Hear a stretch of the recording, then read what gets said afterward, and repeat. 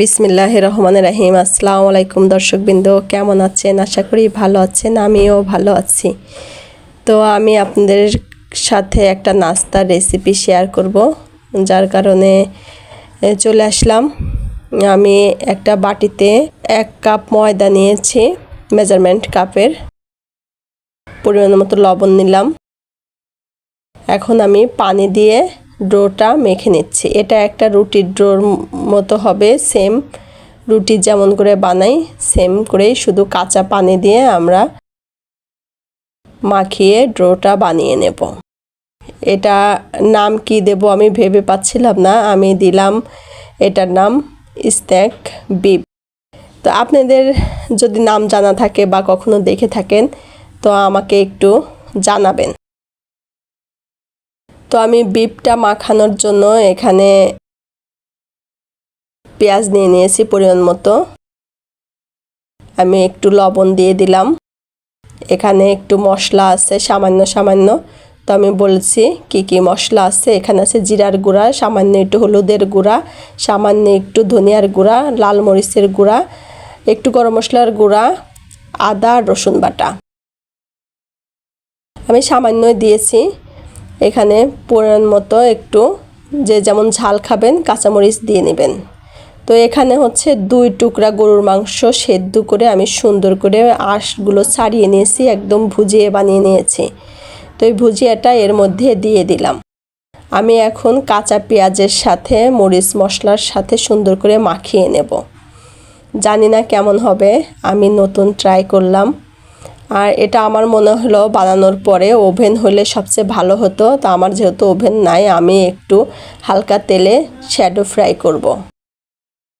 তো আমি আটা মাখিয়ে রেখেছিলাম, দেখতে পেয়েছেন, সেটা আমি সুন্দর করে 10-15 মিনিট রেখে দিয়েছি। তো আমি গোল গোল গুল্লা বানিয়ে নিলাম। তো আমি রুটি বানিয়ে নিয়ে আসতেছি, 6টা রুটি হবে। তো এই তো আমি রুটি বানিয়ে নিয়ে আসলাম, সুন্দর করে একদম পাতলা পাতলা করে রুটি বানিয়েছি। তো আমি একটু বাটার গলিয়ে নেব, এর মধ্যে দিব, সেহেতু আমি বাটারের গলিয়ে একদম তেল বানিয়ে ফেলেছি। আপনারা ঘি থাকলে ঘি বা বাটার থাকলে বাটার দিয়ে দিতে পারেন। তো গরুর মাংসের সাথে ঘির গন্ধটা অন্যরকম লাগবে, যার জন্য আমি বাটারটাই দিলাম, যেন ঘির গন্ধ না হয়। গরুর মাংসর একটা গন্ধ ফ্লেভার এগুলোই থাকে বিপের। তো আমি এই যে একটার পর একটা রুটি দিয়ে নিলাম, তার উপরে আবার দিয়ে দিচ্ছি, কেমন করে দেখতেই পাচ্ছেন। তো আগে রুটি দিচ্ছি, তার উপরে আমি একটু গলানো বাটারটা দিয়ে সামান্য একটু ময়দা দিয়ে আমি 6টা রুটি একত্রে করে নিলাম। তো আমি এটা আবার সুন্দর করে বেলে আরেকটু পাতলা করে নেব। আর সামান্য একটু বাটার বেঁচে ছিল, আমি সেটাও উপরে দিয়ে নিলাম, দিয়ে একদম বড় একটা রুটি বানিয়ে ফেলেছি, 6টা রুটির প্লোভ। আর এই যে কাঁচা পেঁয়াজ আর বিপের যে কাঁচা মশলার একটা ভুজিয়া বানিয়েছিলাম, সেটা এর উপরে দিয়ে দিলাম। তো আমি সুন্দর করে রোল বানিয়ে নেব। দেখেন আমি কিভাবে দিলাম, আপনারাও এভাবে দিবেন। আর এই পর্যায়ে যারা লাইক করেন না, একটা লাইক দিয়ে দিবেন, কমেন্ট করে অবশ্যই জানাবেন আমার এই বিপ স্ন্যাকটা কেমন হলো। তো আমি একটা সুন্দর করে রোল বানিয়ে ফেলেছি, আমি আরেকটা রোল বানিয়ে নেব। আর এটা খেতে যা দুর্দান্ত হয়েছিল, আমি প্রথম বানিয়েছিলাম আমার মনের আইডিয়া থেকে। আপনারাও এভাবে বানিয়ে খাবেন, অনেক ভালো লাগবে। বিকেলের নাস্তা হিসাবে বা সকালের টিফিনের, বাচ্চাদের টিফিনের হিসাবে আপনারা দিতে পারেন। তো আমি মাঝখান থেকে সুন্দর করে কেটে 2 ভাগে ভাগ করে নিচ্ছি, 2টা রোল যেহেতু বানাইলাম। তো এই রোলটা আমি সুন্দর করে আলাদা করে নিচ্ছি। তো আমি আবার সুন্দর করে এভাবে কেটে নিচ্ছি, কেমন করে দেখেন, একদম সিঙ্গারা বা চমচার শেপটা দিয়ে নিচ্ছি। আর এর উপরে যদি ডিমের কুসুমের একটা প্লেট দেওয়া যেত তাহলে আরও ভালো হতো। যেহেতু আমার ওভেন নাই, সেহেতু আমি এটা অন্যরকম করে একটু চুলায় আমি হালকা ভেজে নেব। সেহেতু আমি আর ডিমের প্রলেপ দিলাম না, কারণ এটা উল্টিয়ে পাল্টিয়ে ভাজতে হবে, আমাকে সেদ্ধ করে নিতে হবে। তো আমি এই যে প্যানটা বসিয়ে দিয়ে একটুখানি তেল দিয়ে আমি হালকা করে ভেজে নিচ্ছি। আর এটা আমি অনেকক্ষণ টাইম দিয়ে ভাজবো। দেওয়ার সময় আমার খেয়াল ছিল না, চুলার জালটা অনেক বেশি ছিল, যার কারণে দেওয়ার সাথে সাথে একটু লাল হয়ে গেছে।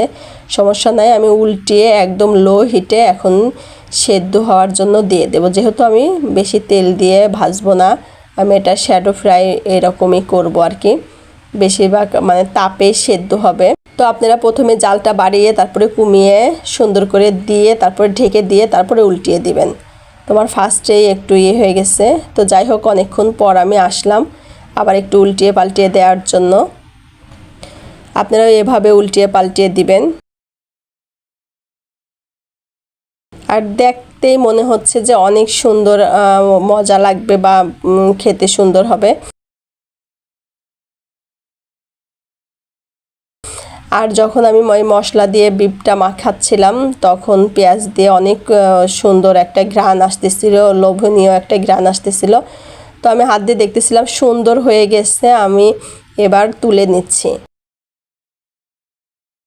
এই দেখেন কত সুন্দর হয়েছে, খুবই সুন্দর হয়েছে। তেল ছাড়া হালকা তেলে এরকম করে আপনারা বানিয়ে খেতে পারেন। শুধু তেল দিয়েই যে ভাজতে হয় বানাতে হয় এমন না, অনেক রকম করেই খাওয়া যায়। আসলে আমরা শুধু তেলটাই বেশি বুঝি। তো যাই হোক, এই পর্যায়ে কেমন লেগেছে, আর ভিতরটা এত সুন্দর সেদ্ধ হয়েছিল, না দেখলে আমি মানে খুলে না দেখায় আমি ভুল করেছি। তবে খুব ভালো হয়েছিল। ভালো থাকবেন, সুস্থ থাকবেন, আল্লাহ হাফেজ।